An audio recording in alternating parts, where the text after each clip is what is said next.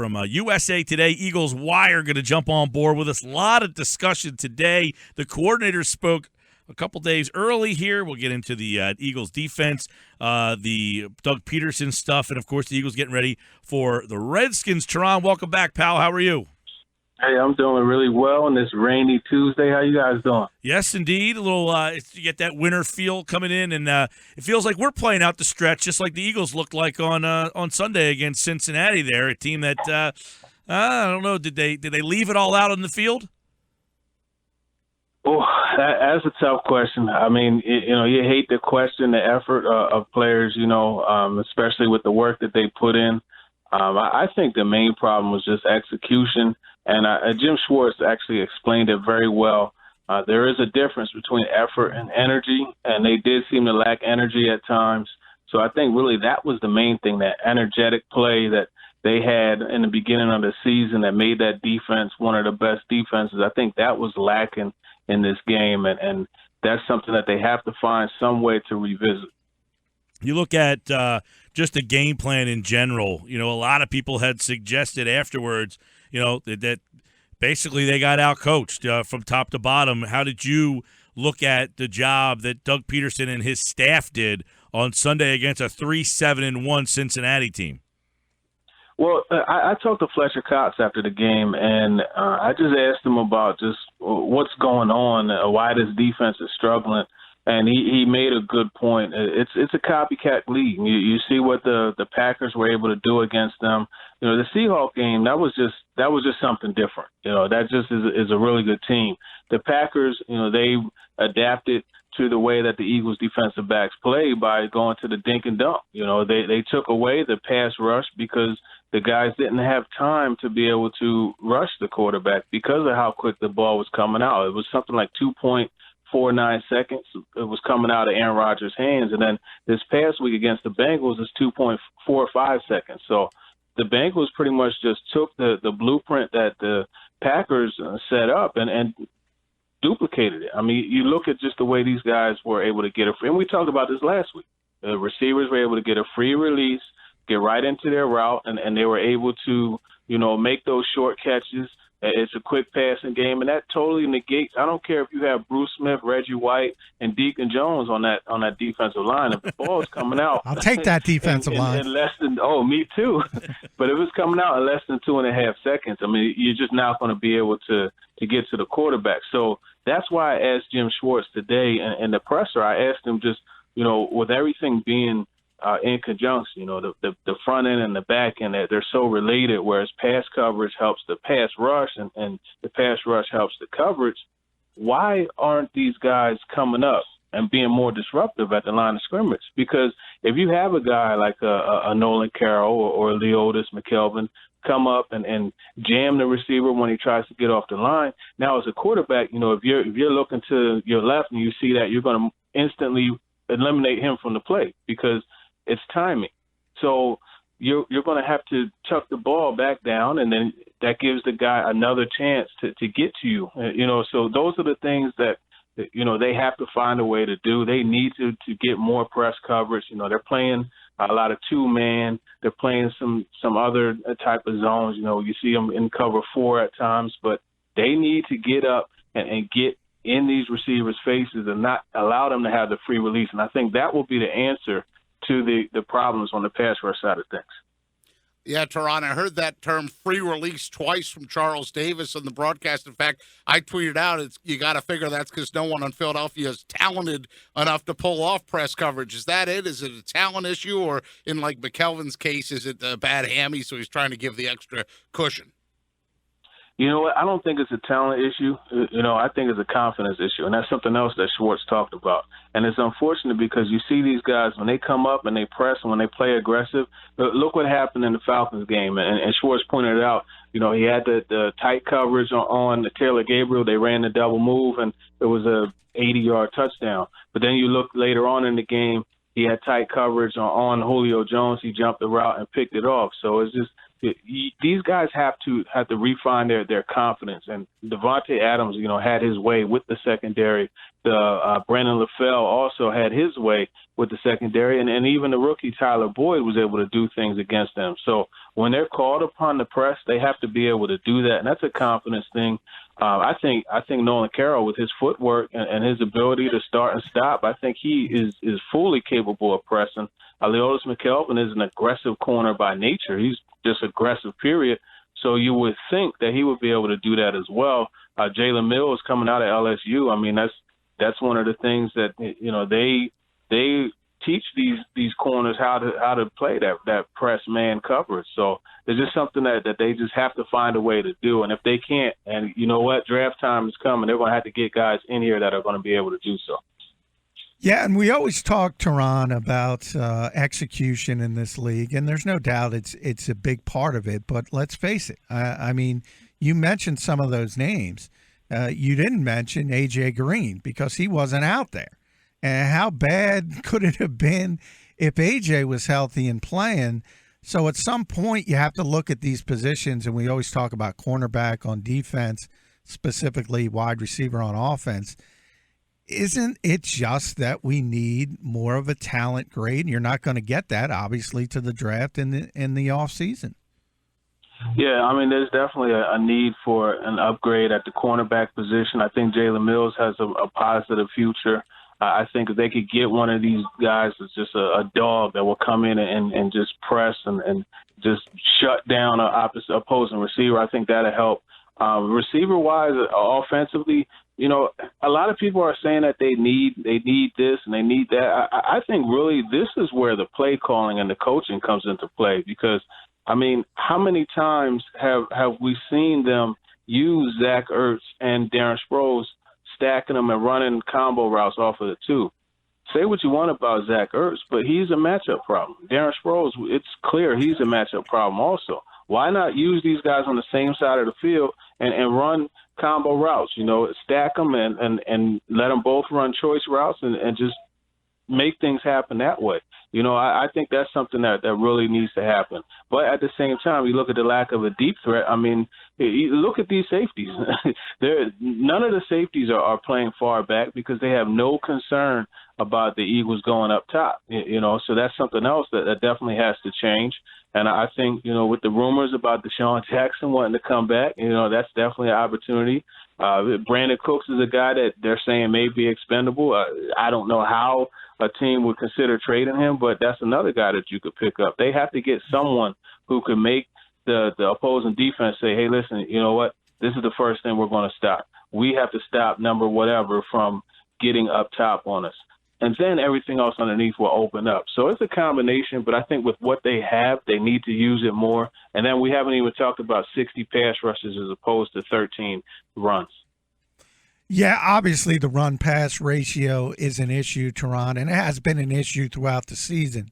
Obviously, though, when you get down 29-0, it's going to skew it a little bit. There's been a lot of criticism in this studio about Doug Peterson today and the way he's moved forward. Do you think it was a fair question on Monday to ask about his future as the coach of this team early in this tenure?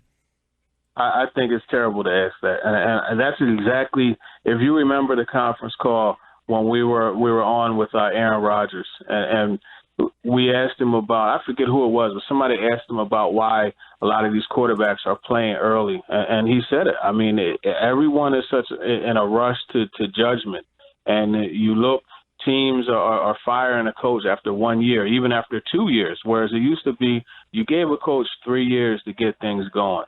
And it's microwave. We talked about it with the receiver position. So, yeah, it is crazy to sit here and even wonder about Coach Peterson's future, because one of the things that you have to look at, and obviously, it's been frustrating with the play calling, with the challenges, but look at this. You're not seeing any bickering. And I think that really says a lot. You're not seeing, with the exception of some even Malcolm Jenkins will come out every once in a while and say, we need to do this or we need to do that. But you don't see finger pointing. You don't see someone saying, hey, you know what, the offense needs to score points because we're stopping them. You don't see that kind of stuff. You don't see the offensive guys coming out and saying, hey, we feel pressured to score 30 because our defense is giving up 25. And I think that says something. But at the same time, you have to have that belief, that buy-in from the players, and that's something that they're working to get. So we got to work on getting that right. Turron Davenport, USA Today, Eagles Wire. Eagles getting ready for the Redskins this week, and a lot of criticism this week coming around the franchise. And, some of it, this is Doug's own doing, right? He kind of said, hey, we're looking towards the future, 2, 3, 7, 8 years down the road. How do you think that sits, though, with the Malcolm Jenkins, the Fletcher Cox, the Brandon Grahams, the veterans on this team who just had their coach come out and say, hey, the year we have in front of us doesn't mean anything? I think we kind of saw their reaction on Sunday. Not that I'm not saying Malcolm Jenkins and Fletcher Cox and Brandon Graham didn't bring it, but I think you saw a team that just looked like, hey, man, you just told us this year doesn't mean anything. Well, I don't think that's necessarily the case because every year is a building block. I mean, there is no such thing as a wasted year, especially with the things that these guys go through. The coaches, I mean, they're spending X amount of hours away from home and at the facility. So it's definitely not wasted to them either. And I think they're very much aware of how short, their time frame is to get things right and be able to extend their careers. So I don't think that's the case, but I will say that Malcolm Jenkins has come out and said, hey, look, I'll leave the rebuilding to them upstairs. And he is obviously not there to rebuild. He's a guy that's in the twilight of his career. So by no means does he want to, be a part of a losing organization. And it's just one of those things where, I mean, it's a process. It's a building process that you have to be able to go through. And, I mean, if you don't have the talent on whatever side of the football, you're just not going to be successful, and they have to understand that. Turron, it was tough to find bright spots out of a 32-14 loss in Cincinnati, but I got to bring him up. Paul Turner, 6 catches, 80 yards. Your thoughts on that guy? PT bringing up PT. Yeah, PT talking about PT. Let's put him in the Hall of Fame. No, but seriously, he caught the football very well. He was able to get open. And I think that he's ideal for that slot position, and that's just another thing that would be really helpful with a guy that could stretch the field. So, yeah, I mean, there's a lot of positive for him. The first time he touched the football, he took it 41 yards, a nice catch and run. And those are the things that you want to see even as a quarterback. It's fulfilling to see your guy catch the football and take it a distance for you. That's something that obviously this team has been wanting to have happen for quite some time, and that's what we thought would happen in the beginning of the year. So Paul Turner is definitely a guy that should continue to get targets. You want to talk about positives? I think another positive, and obviously the yards weren't there, but he was targeted 5 times. He caught 4 of them. There were no drops, and he caught the ball comfortably, and that's Nelson Aguilar. Mm-hmm. And he caught the football in traffic. I mean, there were a couple times where, he had guys around him, and if he dropped that, you would be like, well, he did have half the team around him, exaggerating, obviously. But I think Nelson Aguilar is a positive. To see him come back and play every snap on offense and do what he was able to do out there on the field. So, by all means, there were positives for sure. Yeah, I thought Nelson Aguilar's last catch might have been his best, Turron. I don't even think it was for positive yardage, but he got popped and still held on to the ball, and that's something you like to see after the guy takes a week off to get his head right. It looked like at least he was able to catch the football. Yeah, without a doubt. So, I mean, I think that's a good thing from the receiver position. Obviously, and another good thing I think was Trey Burton. They found ways to get him the football, running that double slant with Aguilar and Burton, and Burton coming behind Aguilar and catching a couple of slants. I mean, those are things that you could build upon, and that's what I'm talking about when I say getting your playmakers more incorporated. I think by all means they need to use more 12 personnel. Everyone complains about the lack of receivers, but we all know that they have 2, 3 very good tight ends. So why don't you use them more? Get 12 personnel, use an ace formation. You can run some read option and pass off of that. I mean, there are a lot of things that they could do, and it's easy for us to sit here and not be in the heat of the moment and say do this and do that, because obviously the flow of the game, like it did on Sunday, will take you away from some of the things you want to do, and you just get into a certain mode of just, fight or flight. And, I do respect the fact that they stood around and they fought. That's something that has to be pointed out also. Now, Turron, I do agree with you that Nelson showed improvement after, obviously, his sort of mental break. But here's the stark reality. Bryce Treggs, as you well know, in his first game, trumped Nelson's best game as a pro. Paul Turner, in his second game, his first game with extensive playing time, trumped Nelson's career best in receiving yardage. At what point do you say the production's just not there, and we have to pull the plug and look at going in a different direction? Because obviously Jordan's going to be a part of this receiving group, but you need improvement, and it's not going to come long-term from Bryce Treggs, not going to come long-term from Paul Turner. So you have to get better. And what spots do you get better at if you're not looking to replace Nelson or DGB for that matter? Well, I think the time to demand production is now from Aguilar. It's clear he's not producing the way anyone would have expected him to produce coming into the league. I'm disappointed, and, I'm as big on Nelson Aguilar as anyone. I've been that way since he was at USC, so I think really the bottom line is you have to look at just everyone has their own developmental process. And I think, you have money invested in them. You have a first-round pick invested in them. I don't think we should be in a rush to push him out of here. I think that, we should definitely demand more success from him. But at the same time, we have to just see how he comes along, because, again, referring back to Aaron Rodgers and the whole process with Jordy Nelson.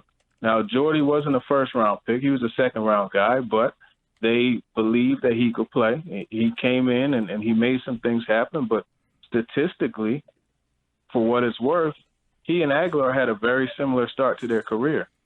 So we know that Jordy Nelson now is a top-flight receiver. They developed him. They allowed him to go at his own pace, and they were able to reap the benefits. Now, that doesn't always happen. Sometimes you try to develop a guy, and it just doesn't work out. You look at various receivers that, whether it be Devin Thomas with the Redskins or a number of guys. But at the same time, you want to do everything you can to make that process go successfully, and I think pulling the plug, doing it right away is not the good move. That being said, definitely bring in 2 or 3 receivers, make them compete. Competition breeds success. So I think they need to address that position by all means. With a first-round pick, maybe not. They could, look at some of the guys later, whether it be a guy like a D.D. Westbrook, that could stretch the field. They could look at other guys as well. There's an abundance of receivers in this draft that they could go to. So we'll just have to see what happens with the whole process. It's not good when Carson Wentz averages more yards per catch than Aguilar does, by the way. 7 to 5.75, but baby steps, I guess, for Nelson. Talking with Turron, Davenport, USA Today. That's what kind of day it was, though, where Wentz had to catch his own pass. How does a 6'5" quarterback get so many balls batted down? Remember, it was like Vic. Oh, he gets so many balls batted down because the passing lanes. Does this go back to the mechanics question that was asked about how a guy 6'5" is constantly getting balls batted back into the backfield? No, I don't think it's a mechanics question as much as it's just a technique and just wit kind of thing. You look at Drew Brees, right? You look at Russell Wilson. These guys are 6-footers that rarely get their balls knocked down at the line of scrimmage. Why? Because they excel at finding passing lanes. And that's something that Wentz is going to grow into. You look at Ryan Tannehill. He always got balls batted down also. So it's just a matter of being able to find that passing lane. You see how Wentz will at times change his release point, and that's just something that he does. He feels necessary in certain situations. But I think another thing you have to look at is, and this going into the game, we talked about just their defensive ends being longer guys. Carlos Dunlap is 6'6", so he's every bit as tall as Carson Wentz. Michael Johnson, I believe, is 6'5" or 6'6". Then they got a guy in Marcus Hunt that's 6'8". So they have, a team of power forwards along that defensive line. So I think that definitely contributed. I think Dunlap had 3 or 4 pass breakups at the line. So that really what was the case there. But Wentz, he does have to figure out ways to find those passing lanes. They worked with Drew Brees in the offseason, at San Diego. If I was him, I would work with him again, and just watch more film of him and see how he's able to move within the pocket. And that movement within the pocket is something that Doug Peterson actually said that they want to work with him on, and that was one of the areas for improvement. All right. John told me I was harsh when I said if given the opportunity, I might have taken a mulligan on the Peterson hire. I'm not advocating him being fired, but if I had a chance to do it again, I may have made a different decision.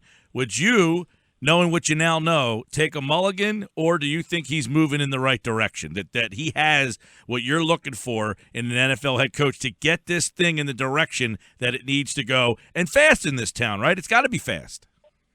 Yeah, well, I mean, one of the things about choices, they're only as good as your options, right? So I looking at that, I like the staff that they've assembled. I think Jim Schwartz is a solid coach for him. I think Frank Reich is. I think what they need to do, and basically to answer your question first, I wouldn't take a mulligan. I would keep things in the same situation that they're in, but what I would do is force Peterson to become more of a manager of the overall situation, right? I don't think that he's at a point where he is able to manage the team and all the things that have to be done as well as call the plays.